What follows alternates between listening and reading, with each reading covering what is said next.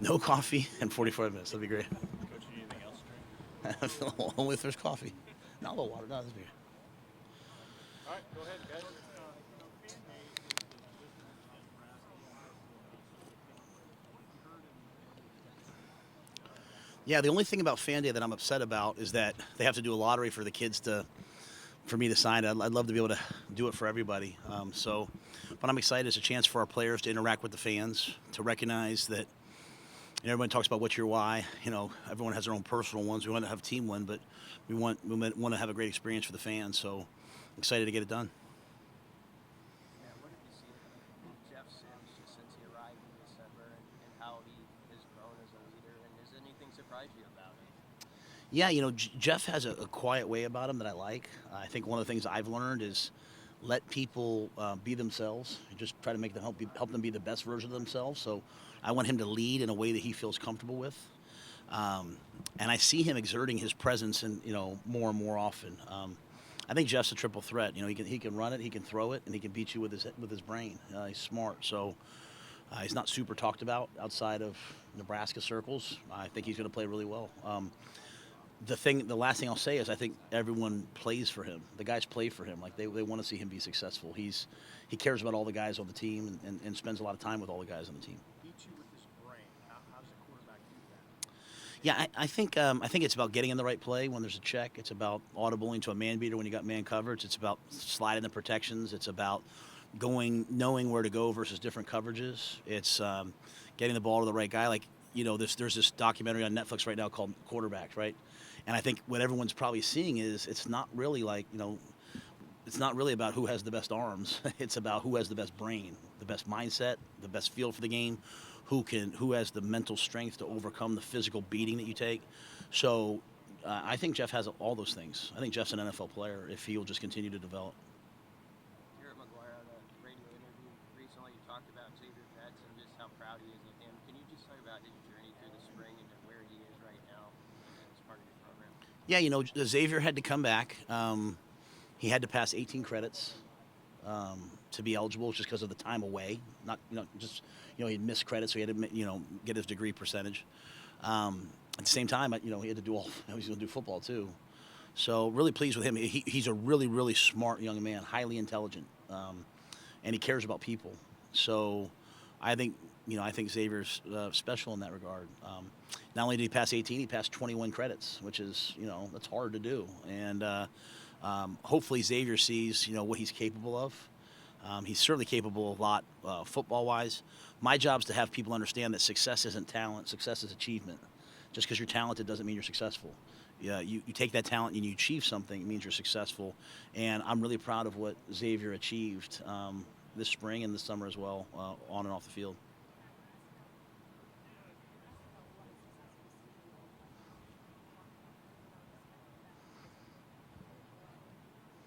Yeah, we had a speaker come in a couple last year, and Kevin Eastman. Kevin worked with the Celtics, and when they started talking about their team goals, the first year that they brought, the big three, Kevin Garnett. I'm not a basketball fan, so I'll probably say I don't want to make anyone mad, say the wrong names, but Kevin Garnett, came in and said like, hey, my goal for this year is to make everyone, appreciate and respect what the Celtic jersey means again. And so, like, for me, when I think about Nebraska, I just think about that helmet. It's just like it's iconic to me. It's all across college football what that means. And are we being talked about right now? I mean, are people talking about, wow, I'm not talking about within Nebraska. I'm talking about nationally. And so for me, this is about us as a program, from the way we practice to the way we travel to the way we carry ourselves. Like I told Keith Van this morning, I wanted to be the first guy here this morning. Like I just want us to do everything better than everyone else. And that pride, that respect that we have for each other and the way that we do things. You've heard me say many times, like, I don't want our fans coming to the games just because they love Nebraska. I want them coming because they love Nebraska and they know they're going to see a good football team. And so there's a lot on us that we have to do. And so if we're making progress towards that, then people will respect who we are. Our players will respect who we are. Our opponents will respect who we are. And that's the first step towards championship mindset.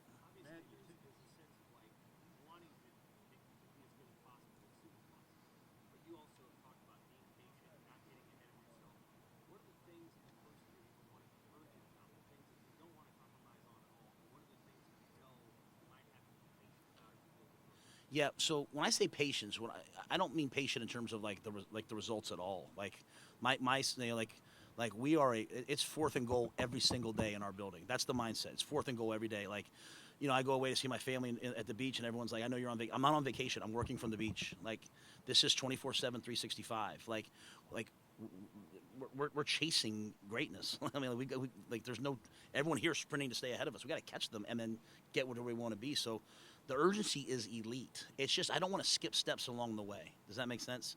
I don't want to take shortcuts. I don't want to build something that like, hey, we show everybody a little bit of hope this year, but then the next year we take a step back. So I never want year 2 to be year 1, if that makes sense. So this is year 1.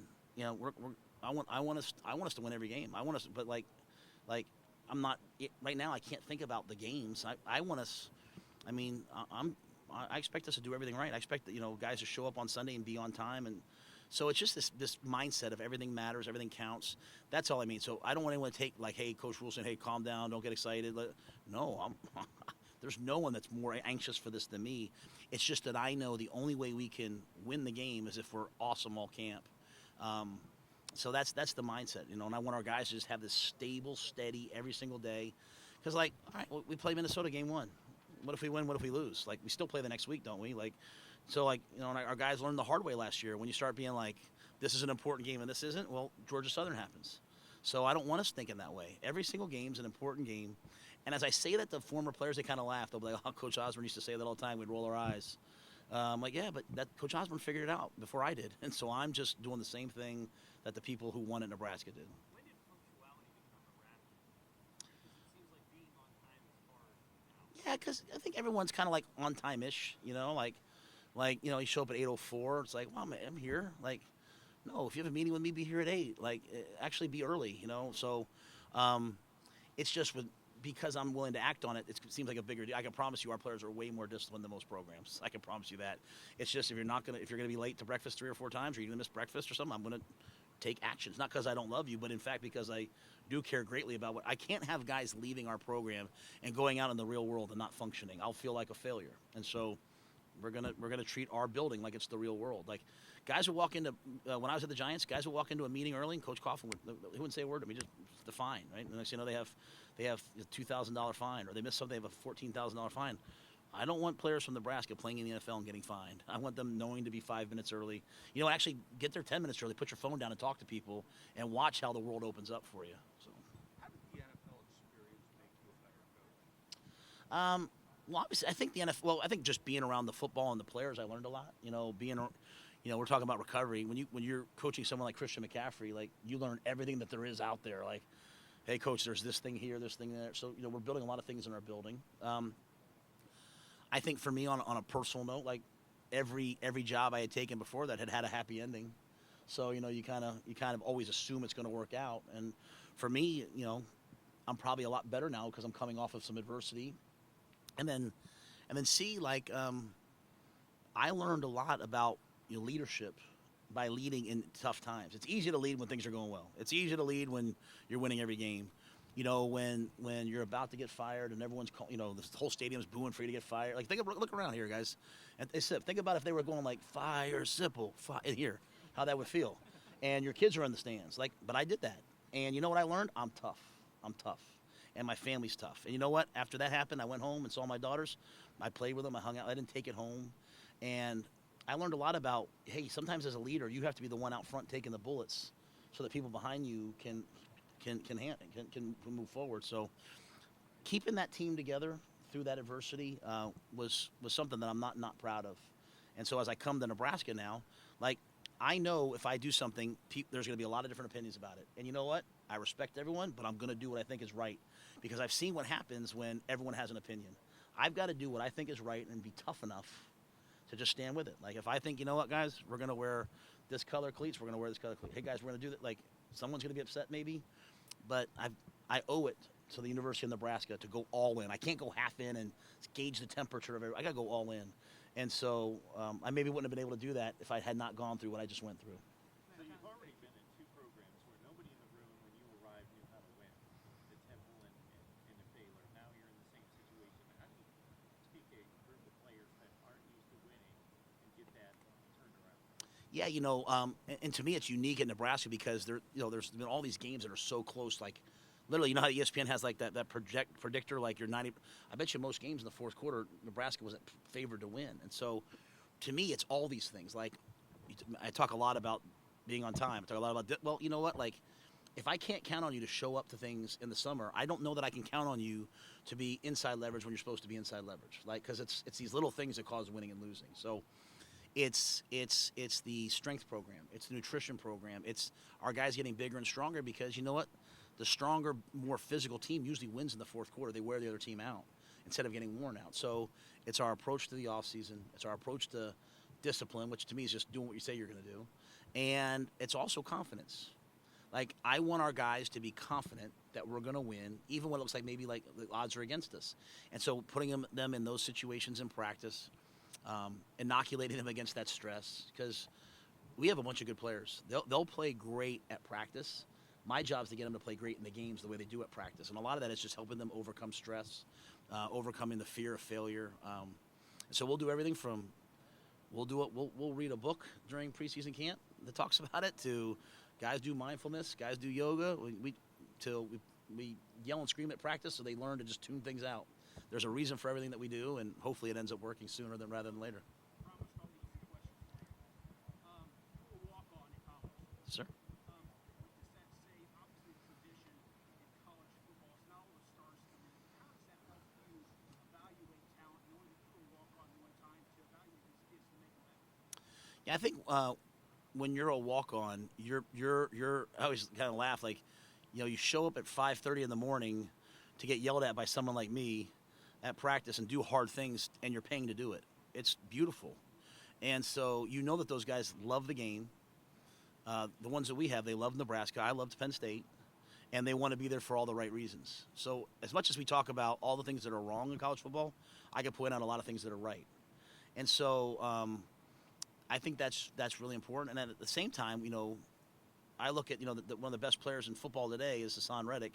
He was a walk-on for me at Temple. I learned pretty early on, like, who they are at 18. It's not necessarily who they are at 22 or who they are at 27. So we try to give everyone a chance. And by chance, I mean reps and opportunities and chances to show what they can do. So, and I think for me, like, I love the game because I love the game. And I probably always have a little bit of chip on my shoulder because I knew at Penn State I was going to get a chance. I just knew I wasn't going to get as many chances as everybody else. So I didn't have an opportunity to, like, let things slide. I had to be grateful for my chances and make the most of them. And that's kind of how I feel now coming to Nebraska. Like, I'm getting a chance to do this. I gotta make the most of it. Kind of going back to your NFL experience, did anything draw you back to college, specifically Nebraska, or did it just kind of happen? Yeah, I think that I was, we're all meant to do something. We all have a purpose through our lives.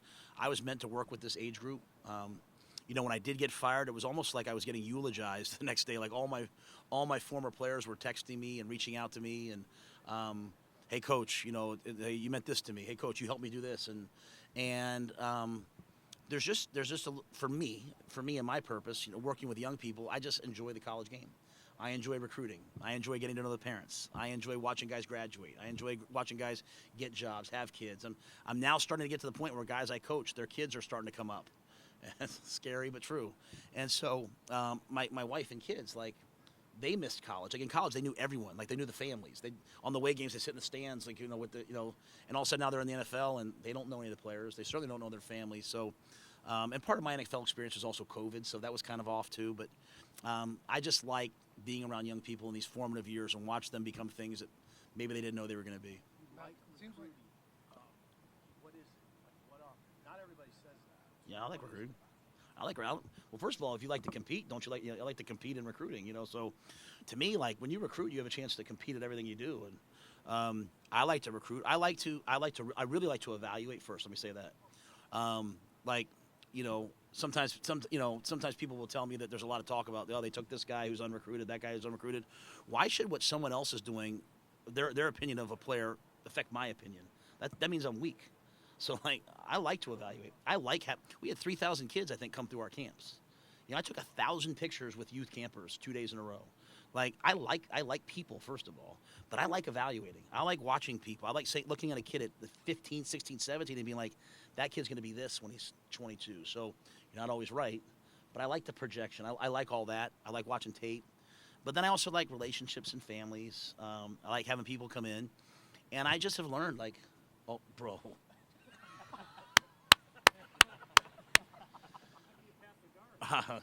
Let's not say anything. No one tweet it. I don't need anyone coming to me with, why'd you get coffee? But also, like, what I've learned is I'm really not recruiting anyone to come to Nebraska.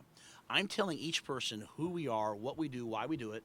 And then for each guy, I'm saying, here's our vision for you, and here's our plan to get you there. And if it works for them, great. And if it doesn't, we wish them the best. And, like, I'm not a slick talker. I'm not going to sit there and be like, you need to come here because of this. You need to come here because of that. Like, I put that, like, New York City side of me to the side, and I have an 18-year-old son. All I pray for is that my son ends up in the right place with the right people. If he ends up in the wrong place, I don't know. So I don't want kids coming to Nebraska that it's the wrong place. I want them coming for the right reasons. So I love recruiting, and I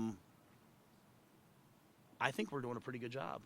I'm not the rankings and the numbers and all that. Like, we had kids come to our camp that ran 4.38, 4.42, broad jump 10.5, and had pro agilities.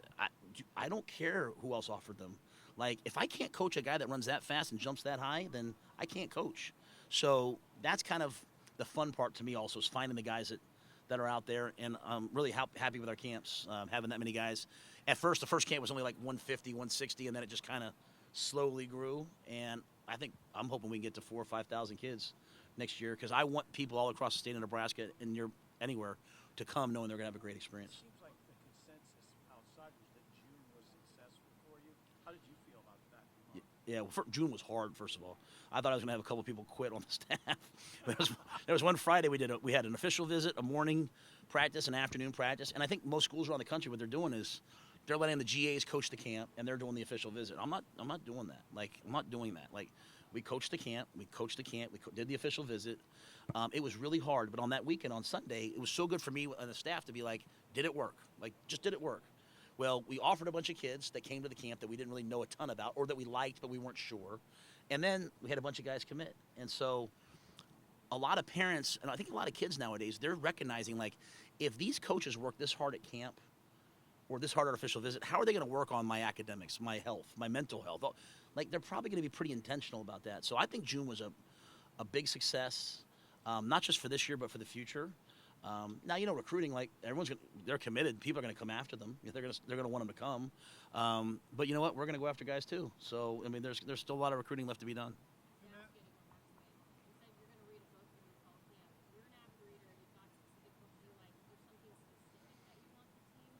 Yeah, and I won't say the book just because I'll get out in 1 minute, but I'll tell the book. So Donnie Raiola is going to do he'll do a team-wide book. He did it last year with the O-line, but he'll do a team-wide, like a book club. Like, we'll do it like, let's say 15 minutes a day, 3 days a week for 2 weeks. The book's called Twin Thieves. It's a great book. Donnie gave it to me early on. It's kind of like what they call an allegory. Like, it's kind of like about. I don't know if allegory is the right term. If it is, forgive me.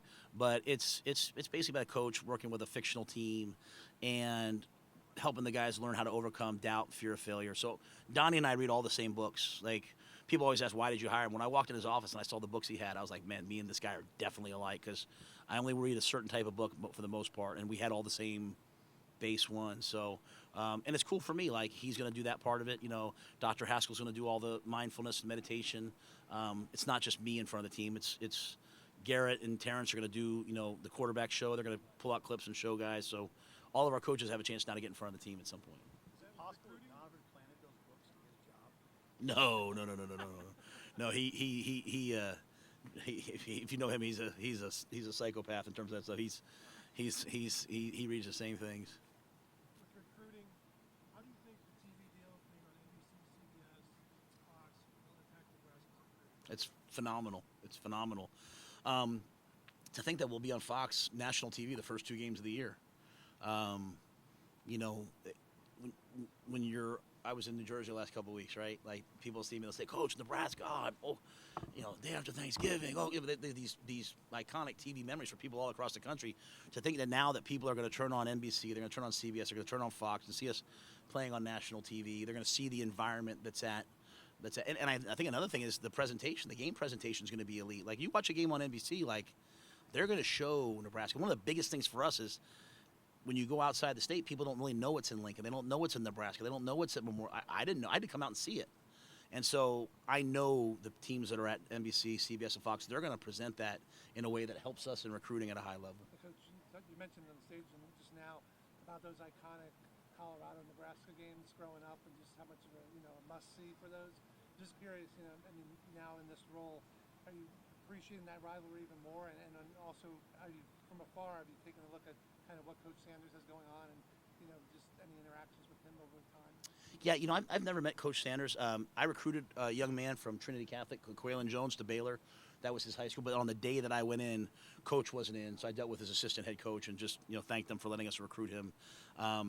Yeah, I think Nebraska-Colorado is good for football. I think as many of the old Big 8 games as we can play, the better. I think it's great when everyone can drive to all the games and see the games. What I don't want just football like in this part of the country and this part of the country. I want it east to west, north to south, because I think it's good for the game in the long run. So, in terms of what Colorado's doing, man, I'm so busy with myself. I don't know. My son's on social media, so he'll show me something every now and then. But I think it's awesome. Coach Sanders is making Colorado highly, highly relevant, and we're trying to do the same thing. On the Iowa-Nebraska rivalry, I'm sure you're familiar. They don't like each other very much. What do you think about that? Just being preserved, and you guys are going to play each other once a year for a long time. Yeah, it's unique for me because when I was in the Big Ten at Penn State, Nebraska wasn't, and so we played Iowa. We had a chance. I thought we were going to go to the national championship in I think it was 95 into 96 or 96. I can't remember the year. And Tim Dwight took a punt return back for a touchdown against us, and it kind of ruined the year for us. Ruined going to the national championship. We still went like 10-2, I think, but going to the national championship game. So the Iowa-Nebraska rivalry is kind of new to me, right? Like in terms of seeing it. Obviously, that game this year was huge. But I think having a regional rival, I think having a game that everyone can drive to, I think it's good. I think it's really good. A lot of respect for Coach Ferentz. He's done it his way, the right way, for a really long time. It's awesome. So, yeah, I'm excited about the schedule moving forward. I really don't care who we play in terms of in conference. Out of conference, I got a lot of opinions on things like that. But in conference, we got to play them all. So I do know this. Our players didn't come here to play bad teams. They came to Nebraska to play against the best. So, Iowa's a great team, and it'll be an honor to play them. So what are the opinions out of conference? Sorry. So what is the opinion? Oh no, that's my late night text messages to Trev. I'll keep those ones quiet. Matt, what has your communication been with Trev about just the moving to the new facility and just, you're starting practice this weekend? How will that go? How will that process happen as far as when you guys will make that move? Yeah, we have a weekly. Susan and I have a weekly Zoom call with the people over there. And as much as I want to get in, I also want it to be done right. I don't want to get in and then have things around us. So. Trev, as you guys know, Trev's visionary. He's awesome. He handles all the details of those things, but they keep us abreast. I think at some point in training camp, we'll probably move the players in. We were hoping before, but, I walk out in the field the other day and I see 2 beautiful grass fields and new turf fields being laid.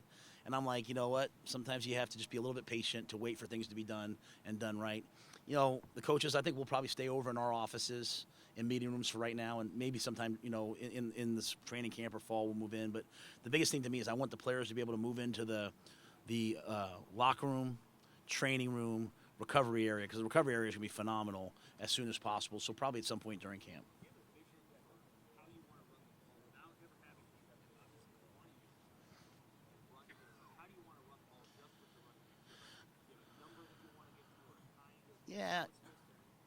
Yeah. Well, I'll say this. I think that when you look at how you run the ball, take the quarterback out of it, to your point. I have a couple core philosophies. Like, always look at what your O-line does well, right?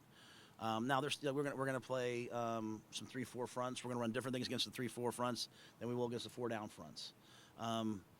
I always believe that a yard outside the tackles, an outside play, is equal to 2 yards inside. Like inside the tackles, it's kind of like a body blow. It's just it's right up the middle. So we'll be stubborn to a fault, but I also know that we're going to have to be able to throw it. We're going to have to be able to be explosive. We're going to have to run the quarterback. So, I want to be diverse in what we do. We're going to run inside zone, outside zone, power, counter. We're not going to just live off of one thing. But I just want to make sure that we have an interior run game as well, right? So if 1 week I have to spread you out to be able to run the ball inside, I will. If we have to get in tight to condense you, then we will. But I just want people to, when they play us, to line up and have several different things. So there's 2 different philosophies. Like we'll play some teams and they'll say, we run these 2 runs all the time. We're methodical with them. we're going to try to be a little more diverse. We're going to run a bunch of plays. The quarterback run game to me doesn't really count as rushing yardage. It's an outlier. It's an potentially explosive play. I don't want to run the quarterbacks to get 3 or 4 yards. I want to run the quarterbacks in a couple different ways. I want to run them. I want to run them when we're in the red zone. I want to run them on third down. So when the result is either continuing a drive or scoring, I want to run the quarterback when he's part of a zone read type play where we're hoping to give it, but if he pulls it, it's a big play. And then I think a lot of that what Jeff will do is he's going to drop back to throw it, and then he's going to put the ball down and run. And so those count as free yardage as well. So we don't want to just go out there and just be running quarterback power and getting 4 yards. But if that happens, it happens. We want to be thoughtful with the ways that we use him. Yeah, like we're never going to say like, hey, start fast, guys. Let's get off to a big lead. That's not us. Like, we hope we do. Like, we're just going to go out there and play, and then try to wear teams out in the fourth quarter. So, again, that doesn't mean there might be games where we come out and we throw it the first 10 plays of the game because that's what we think we need to do that game to loosen something. I mean, every game's a little bit different, but the core philosophy is we've got to stop the run and run the ball. We've got to protect our quarterback and attack their quarterback up front. So, the stubbornness just means at the end of the day, there's going to be some games, Sam, where you go out there to run the ball, and it's getting 3 yards, 4 yards. And I've been on those stabs where the coordinator's like, man, we can't run it today. And the O-line coach wants to fight him. Oh, we can run it. Like, we're going to keep running it. You know what I mean? Like, it doesn't mean we're not going to throw it. We're going to take 70% layup throws. We're going to push the ball down the field. But we're going to run the football and believe that the cumulative effect affects us. The last thing I'll say is there's times at Temple, like we're playing Penn State, Notre Dame. I'm like, bro, we can't run ISO against Notre Dame. Like, we tried it. We popped one for about 30 yards. They got so mad that, so then we had to spread them out. We run zone read. That wasn't really who we were, but we're going to find a way to run the ball, somehow.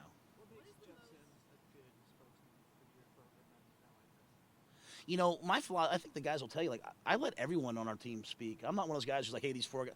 Every player that plays for me has to learn how to talk to the media. I just thought these 3 guys, but Jeff's the quarterback, right? So after every game, media's probably going to talk to me. They're probably going to talk to Jeff. So to not bring him here would be disingenuous. And then I thought, like, Ethan Piper to me, like, he's truly our brand. Like, he's a Nebraska Cornhusker through and through. And then Luke, he's just prolific. He's been a great player, and he's a local guy.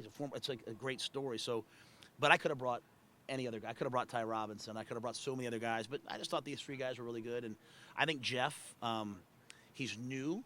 He's never once said, well, this is how I did it before. Like, he's just embraced our culture and our way of doing things. And that's the hardest part in year one is that all the guys, everything's new to them. The only person who knows what I'm going to do is Fleeks because he played for me at Baylor. The rest of them are all kind of like, what's next? And Jeff's embraced it all as he's gone. Coach, Reimer could end up number 2 all time at Nebraska on the tackle. Oh, you know why I know that? Because last night I said, you could end up number 3. And he goes, no, number 2. I was like, stop me. So what's that look like on film to you? What did it look like when you first saw him? What? Reimer. Did him play? Yeah. I think so I like to do 2 things. I like to watch both the All-22 videotape. I also like to watch a lot of TV copies to feel the game. And he's made a lot of big plays and a lot of big moments, right? You can tell the defense was one that, like, if the offense lined up like this, it was shift, and he was so great at getting guys lined up. A lot of detail, a lot of really good football. And so, but I think the biggest thing for me is as you see him on tape, he can go sideline to sideline, he can get off blocks, he can tackle, he's competitive. But he also has a penchant for making a big play, a key interception, a key takeaway at the right time. What is the most important thing? I know there's a lot of moving pieces and a lot of things are important to you, but what is the most important thing for y'all to accomplish between now and Minnesota? Well, my goal is that the guys that I say, hey, we're playing with these guys against Minnesota, I hope that I'm playing with the same guys 3 or 4 weeks later. Sometimes when you're a new coach, you go in the season like, hey, this is going to be the guys, and after 3 or 4 games, you're like, oh, I better change, and you go with these guys. I'm hoping we do a really good job of evaluating. And so part of that is giving guys a lot of opportunities. Like, we'll have 2, 3, 4 drills going at all times. We'll scrimmage, we'll play, we'll see. They've cut the rules way back to you can only be in 8 pads before the first game now in college football. Like, that's like I read that. I thought it was a typo. I couldn't believe it. Like 8 times, like to get ready for a game. But the rules are the rules. I'm going to live with them. So, but I have to find ways to just constantly see like who can I count on, who's competitive. Because I think finding the right guys in the right roles a lot of guys can be really successful. They're just in the right roles. So getting them in the right roles is hard. You don't want to do it too soon because you jump the gun, and you don't want to do it too late because you play a game and you have the wrong guys playing. When you talk about Nebraska being feared, I mean, how do you convey that message to 22-year-olds that simply aren't old enough to remember those 91 and 70 games? Or is it that they do know because a lot of these kids are from Nebraska?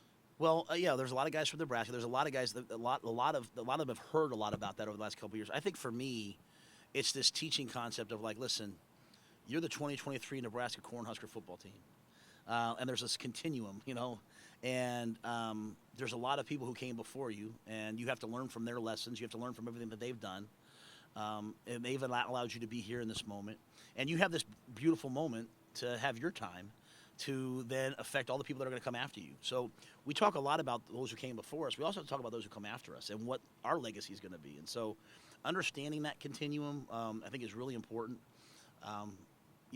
Do you want future teams to be feared? And so they can know what the 90s were. They can know what the early 2000s were. They can know about all those years, but really the focus of they didn't know that, but also then they have to go focus on right now. And so if we focus on right now and we're patient with it, hopefully we can be feared again someday. You mentioned Frank Solich. I know you talked a lot about Chris Osborne, but is there anything from his career that you've taken on from Nebraska and what he did after? Selfishly, I went to Ohio. Yeah. It's funny. I talked to Coach Solich this spring. One of the things I talked about was how much respect I had for, you're talking about a guy that all the success he had as both a position coach, and coordinator, and then head coach running one offense, right? And then if you remember, he was at Ohio, he ran that same offense, and then he morphed in 2005 maybe. And no, I'm sorry, 2005 into 2006, and all of a sudden now they were spread type concepts, and there was no more fullback, and they were in 11 and 12 personnel. So he changed, and he had the same success. And I talked to Coach. He said, we changed the personnel, but we kept the same core concepts and the same core game plan. So I think when you see coaches that can adjust over time, that's the mark of a true coach. Like, anybody can say, this is my system, find me the players to do it. My job and our job is to say, here's the players we have, what's the best system for them? As you recruit, you're recruiting to a system, but we have to be flexible. So, I was at Temple, we were 4 down. I was at Baylor, we were 4 down for a couple years, then we went to 3 down, and we won the league. Then I went to Carolina. The first year we were terrible on defense. We were like a 4-3. Then we went to like a 5-1 hybrid, and we were number 2 in defense. So it's not about, I like to do this. It's about coming to Nebraska, what will win in Nebraska, what will win in the elements in Nebraska, and then always evolving to take advantage of the players that I have.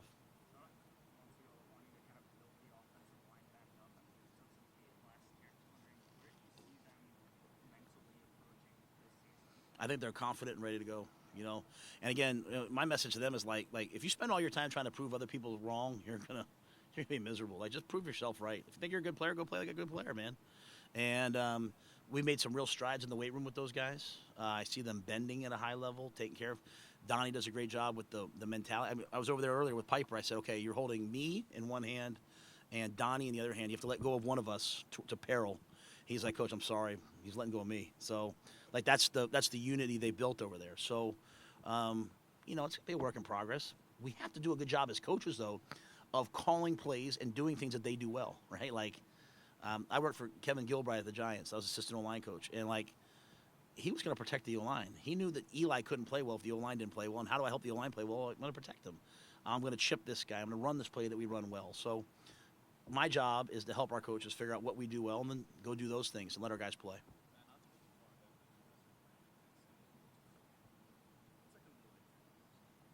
I've done it a couple times. I went back as an assistant coach. I went back as the head coach at Temple twice.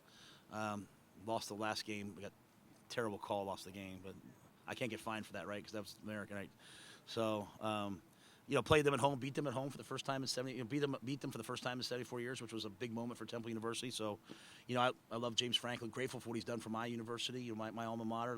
Came in at a hard time and has brought them to excellence. Pat Kraft, their AD, is one of my best friends. Great AD, was my AD at Temple. So, it'll be fun to go there. The biggest thing I'll know is, hey guys, get ready for the crowd noise because it's going to be really loud, right? It's just it's a really loud, raucous environment.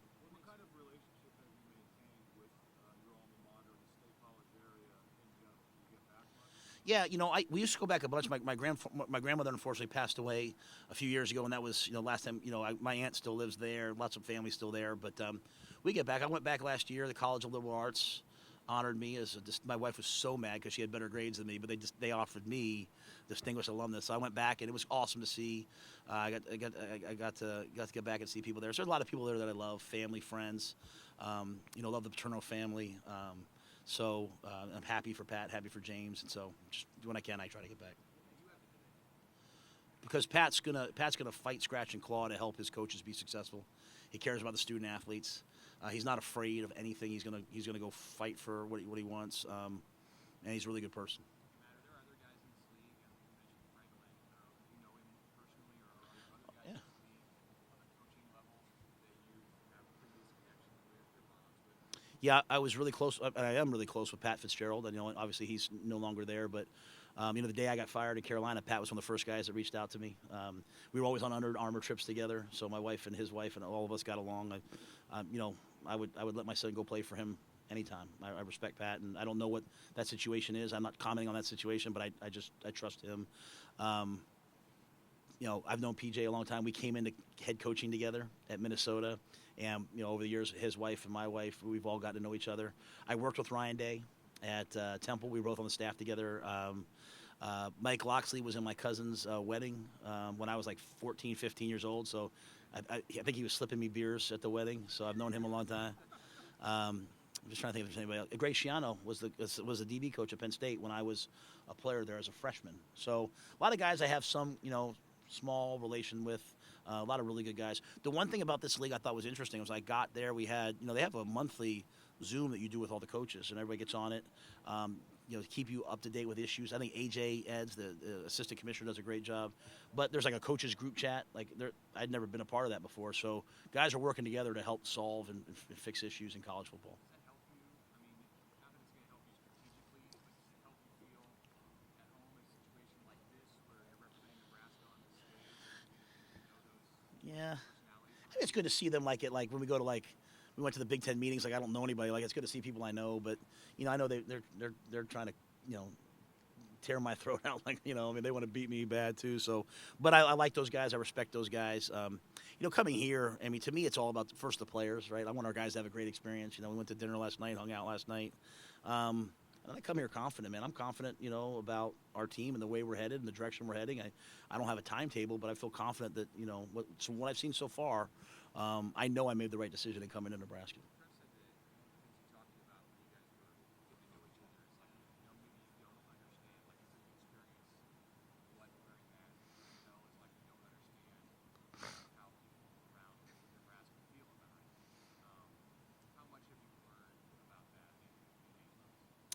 Yeah, I think I'd say it's twofold. As I've gone across the state or I've listened to people speak, you recognize pretty quickly how much Nebraska means to not just people or fans, but to families, right?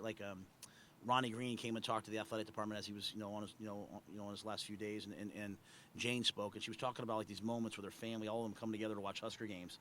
I almost got a little emotional, my job's to make sure that the next generation, the generation, however long I'm here and I'm alive, that we're giving them those great moments and those great memories and those great relations. But there's a real it's an honor to serve the state.